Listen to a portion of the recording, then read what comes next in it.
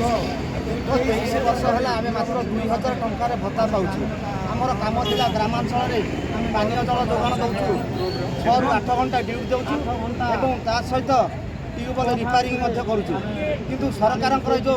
वैमार्थिक मनोभाव आमको से बहुत कष्ट दूँ से आम राजरास्ता को आसवा बाध्य हो। प्रथम दाबी हूँ आमर एसीएम पद उच्छेद करने पंचायत दरमा बंद कर ब्लॉक किंबा डिपार्टमेंट दरमा देवा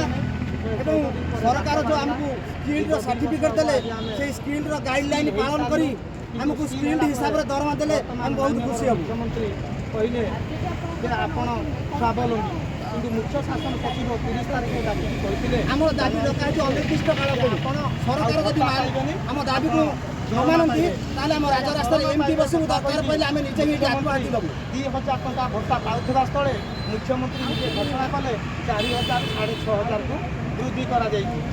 यहाँ केते दूर युक्तियुक्त ठीक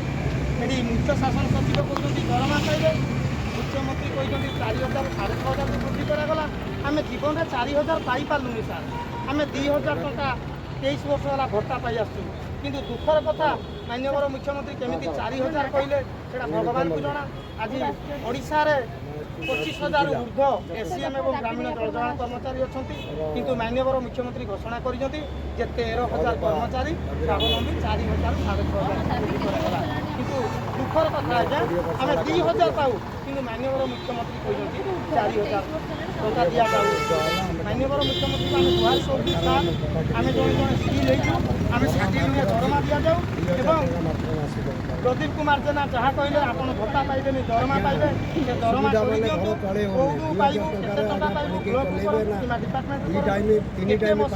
मसीहा पर्यंत कर्मचारी को भर्ती करागला तार क्लीयर चिठी करते चिठी करागले आम जाइए गाँ गंडारे जनसाधारण सेवा देवु जबरदस्त आमको पानी जल जोगान कर्मचारी मान्यता किंवा काटागिरी नदी आई दरमा व्यवस्था सरकार से कथा यही गांधी राज्यर जग देवु समूह इस्तीफा देदेबू किंतु 2,000 टका भत्ता पाई अनिर्दिष्ट काल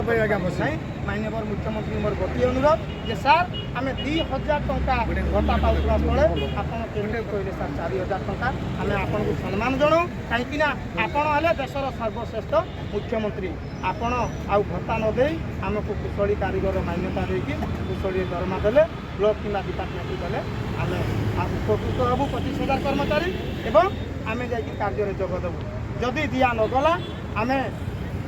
अनिर्दिष्ट काल ए गांधी मार्ग में आम बसबू आम कौ इलेक्शन कि कौ पानी जल आउ कार्य करूँ ना से जनसाधारण किसी असुविधार सम्मुखीन हेले माननीय मुख्यमंत्री मुख्य शासन सचिव एवं आईपी चेयरमैन के पांड्या और मंत्री कुमार मुख्य दायी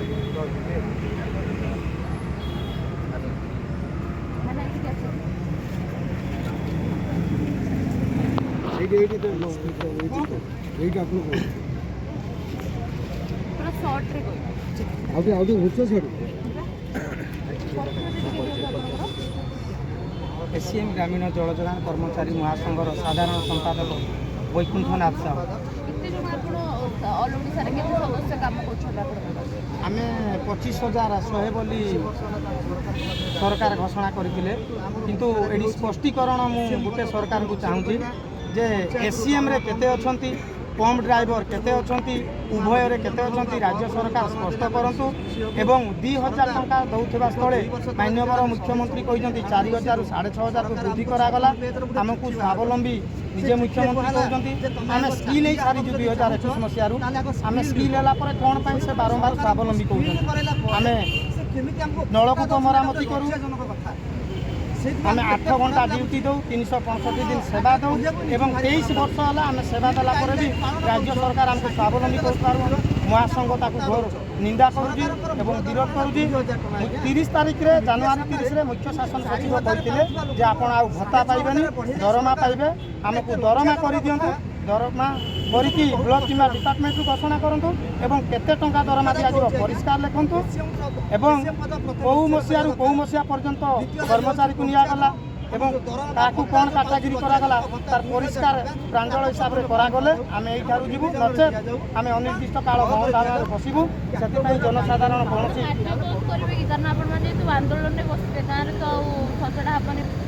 ଆମେ ଦୁଃଖୀ। ଗ୍ରାମାଞ୍ଚଳରେ ଆମ ମା ଭାଇ ଭଉଣୀମାନେ ପାନୀୟ ଜଳ ପାଉନଥିବାରୁ କ'ଣ କରିବୁ? 23 ବର୍ଷ ହେଲା ଆମେ ଭୋକ ଶୋଷରେ ମରୁଛୁ। 2000 ଟଙ୍କା ଭତ୍ତା ପାଉଛୁ। ଆଜି ରାଜ୍ୟ ସରକାର 2200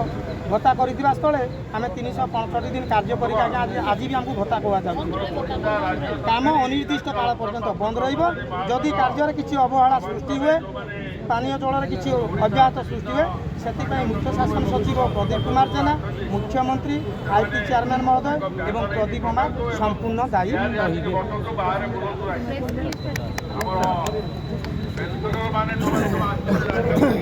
আমার দাবি ন্যায্য দাবি সরকার তুমি মানি নিও।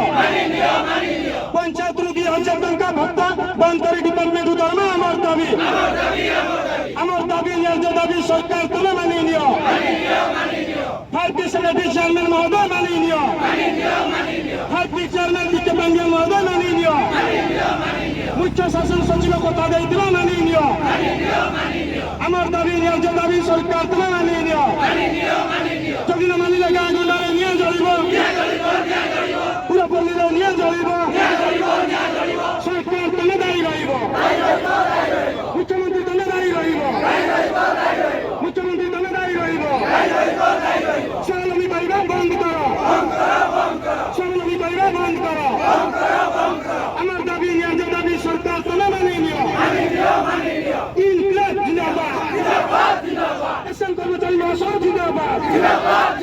এসএন কর্মচারী মহাসড়ক জিন্দাবাদ, ইনক্লাব জিন্দাবাদ, ইনক্লাব জিন্দাবাদ,